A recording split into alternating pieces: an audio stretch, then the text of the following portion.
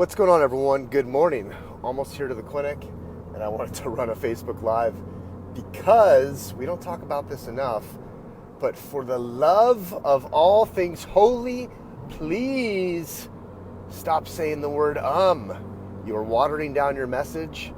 You are making yourself sound bland, and it's just not necessary. It's better to pause. Notice how I just paused right there? I paused. I didn't say filler words. My filler word that I try to avoid saying, I work on it, is so. I'll say so. What is your filler word? Hopefully it's not is the worst filler word. We talk about this with our team, with our staff. I reflect on this with myself. I catch myself doing it. I was programmed to be more aware of not using filler words or saying the dreaded word Back several years ago, I took a boot camp or a seminar from Roberto Monaco from Influenceology. So shout out to Roberto Monaco. We sat in a room and we were learning more communication tools, public speaking type thing. I've done lots of public speaking over the years, so I'm not a novice in that category. However, I always want to improve, and I can continue to improve. I acknowledge that. Something that he did there is anyone that raised their hand and asked a question while we had open training, if they said the word he would go really loud. And it started to stick pretty quickly not to say the word but you'd be surprised how many people throw the in there. Sometimes with our team, and I know it's probably annoying, it feels like a parent correcting a child. However, this is for the greater good of your team, the greater good of communicating to patients, being more impactful. Sometimes I'll count how many times a staff person says the word and then at the end of their meeting I'll say, you said 37 times. I understand it. I understand it's a problem I have, but it feels like a thorn in my side every time I hear the word I know some of you are sarcastically going to just comment on this probably.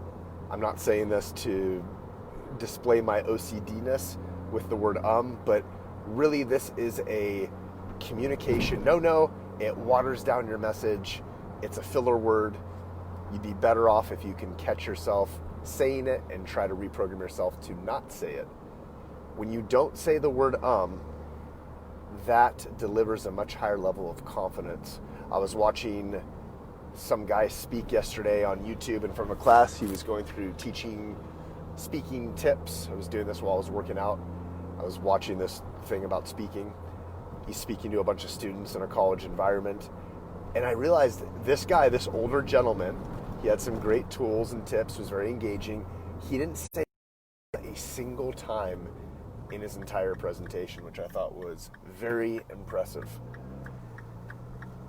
If you watch a lot of Facebook Lives, see look, Caitlin already said it.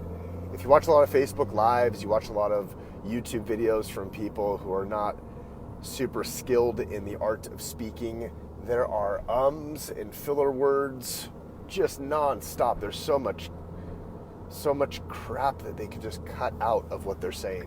They can get the point across in less words. So there is a saying, and this is something I think Roberto Monaco hammered into us: if it is not necessary to say, it is necessary not to say it. So again, if it's not necessary to say, it is necessary not to say it, to omit it. What is the conclusion of this? Notice I just paused. Instead of saying or so, I paused. The conclusion: think about what you're going to say. Take your time. Pause more. Make sure your words are impactful. Don't repeat yourself over and over again. However, when you're doing a speech or you're talking, this expert that I watched yesterday, I'll have to find the name. I should probably take out that last thing about repeating myself. You actually should repeat yourself. You should say something 3 times. You should get it across 3 times because, putting my thing here, I'm just at the clinic. 3 times because it takes that long for people to ingrain this into their brain. 3 times. There was a thing, sorry for all this noise.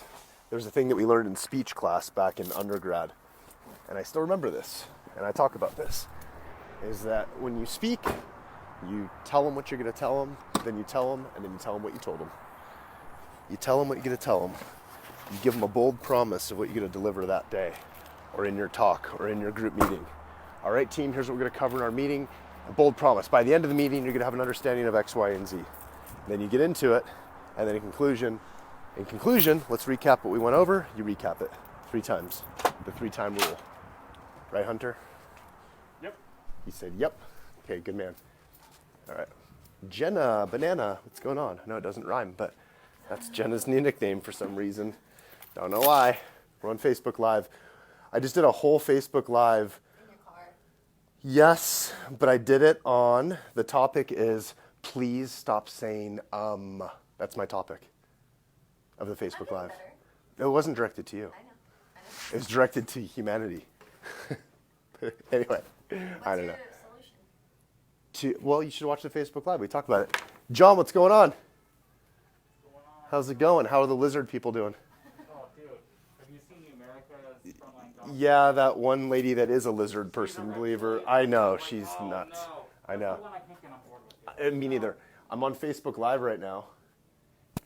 We got John over here, but he's off the grid. He's covered, so you don't even know who he is. You don't know who I am. So that's good. Which, if you knew John, you would know that's how he likes to roll anyway. And I'm guessing that just for the anonymity purposes, he might do a face mask for like the rest of his